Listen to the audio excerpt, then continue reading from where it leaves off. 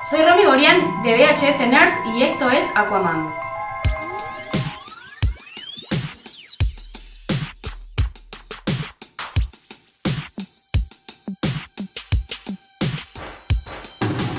Aquaman fue siempre un superhéroe relegado, ya sea por algunas adaptaciones de dibujos animados como las de Hanna-Barbera o por la suposición de que sus poderes no estaban a la altura de los otros como Superman o Wonder Woman. Bueno, en esta película se reivindica a Aquaman seleccionando al actor Jason Momoa, que venía de representar al salvaje Khal Drogo en Game of Thrones, una bestia llena de masculinidad, fuerza bruta, ahora más civilizado pero igualmente de pelo largo, bebedor de cerveza y con un hermano problemático con quien lidiar.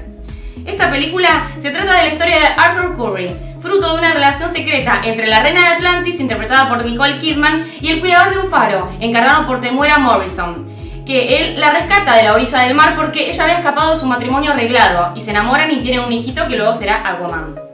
El primer problema es que su medio hermano Orm, interpretado por Patrick Wilson, le disputará ese lugar apoyándose en el hecho de que él es de ascendencia pura, dado que sus dos papás, por medio de un matrimonio arreglado, son los reyes.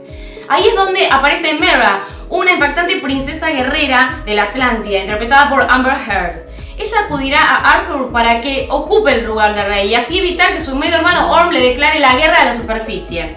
Por lo que tiene que luchar contra él y paralelamente con un loquito que aparece que lo persigue por un rencor del pasado. Mucho antes que esto, Atlan reinaba cuando la Atlántida aún existía sobre la superficie y en su exilio posterior forjó 6 reliquias mágicas junto a su tridente y serán conocidas como las reliquias del rey muerto. Arthur Curry, o sea Jason Momoa, o sea Aquaman, debe legitimizar su condición de gobernante para recuperar este famoso objeto perdido.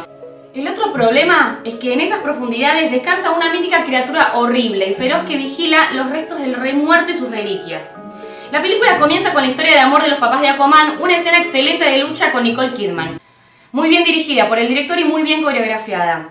Uno de los puntos fuertes son las escenas de lucha, casi no usa cortes mostrando sus coreografías en una cámara que se mueve en forma de que permite al espectador vivir las escenas en diversos ángulos.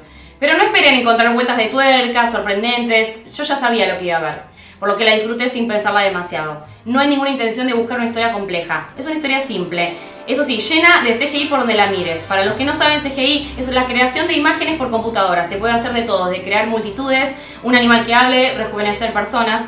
Esto tiene un punto bueno y un punto malo. Lo bueno de tanta tecnología es que la arquitectura de distintas ciudades, las criaturas marinas y la iluminación, intensidad, los colores, hasta el movimiento de cada pelo bajo el agua nos hace ver que pusieron todo ahí. Se pudo alterar la paleta oscura de un universo acuático para jugar un poco con los colores más vivos.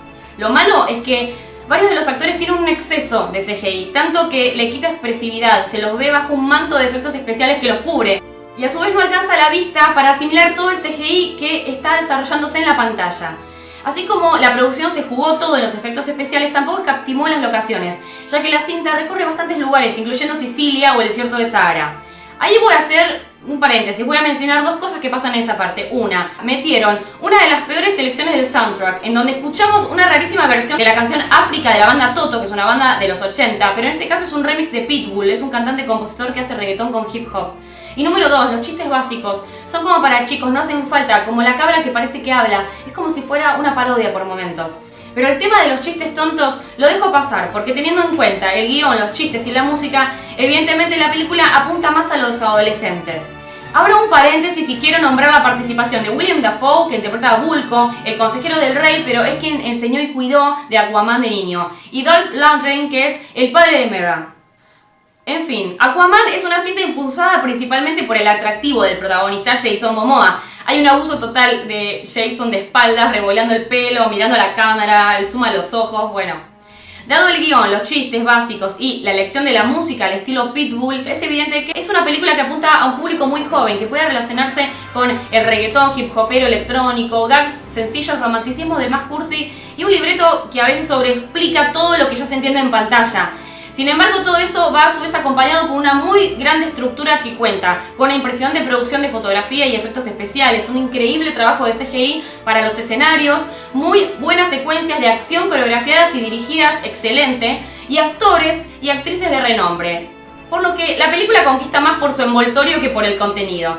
Pero bueno, es una película de superhéroes, no me voy a poner a criticar en detalle, ni a pedir que hagan un guión súper complejo, ni que nos digan el sentido de la vida o debatir si está bien o mal que cumplan con cada cosa de cada cómic y hasta qué punto los cambios están bien. Mientras no hagan lo que hicieron con la boca de Superman en la Liga de la Justicia, estamos bien. Bueno, si te gustó el video, dale un like, suscríbete y nos vemos en el próximo video.